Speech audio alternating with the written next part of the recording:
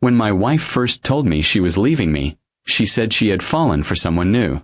The words hit me like a train, and all I could do was sit there in shock as she explained how this man, with his big energy and larger-than-life personality, made her feel alive in a way I apparently couldn't. I felt gutted, humiliated, and broken. She packed her things and walked out the door without looking back, and for weeks I struggled to accept that the woman I had built a life with had chosen someone else. I didn't hear much from her during that time, except the occasional message about paperwork or shared responsibilities. But I heard plenty through mutual friends and social media. Pictures of her smiling next to him, laughing at dinners, traveling, dressing differently.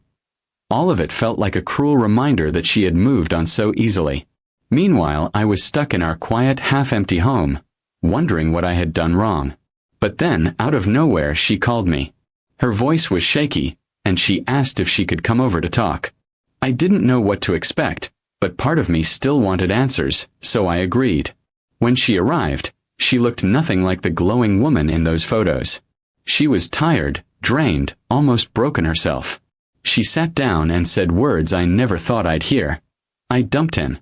I couldn't handle his personality anymore. At first, I didn't believe her. I thought maybe she was lying to soften the blow or fishing for pity. But she went on to describe what life with him had really been like. How his big personality, that seemed so charming in public, turned suffocating in private. He was loud, attention-seeking, and demanding, constantly needing to be the center of everything. He criticized her choices, dictated where they went, and dismissed her feelings when she spoke up. She admitted she had been blinded by the excitement, by the thrill of being wanted. But once the rush wore off, she realized she wasn't respected. She felt drained instead of alive. The laughter had turned into exhaustion. She said she regretted what she had done to me and that she wished she had seen through him sooner. I listened quietly, trying to process everything. A part of me wanted to lash out, to remind her of how much pain she caused me.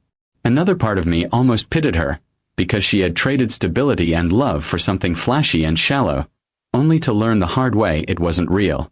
Still, I couldn't ignore the fact that she had made her choice, and that choice destroyed us.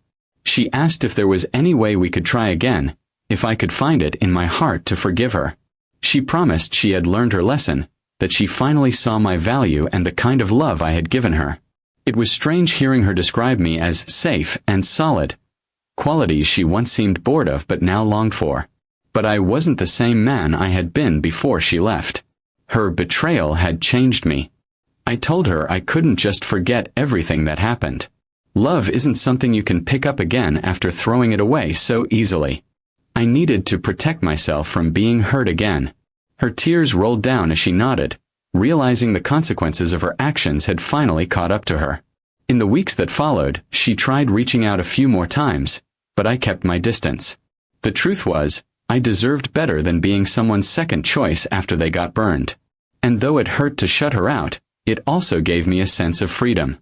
I had survived the worst, and I wasn't going to let her drag me back into uncertainty.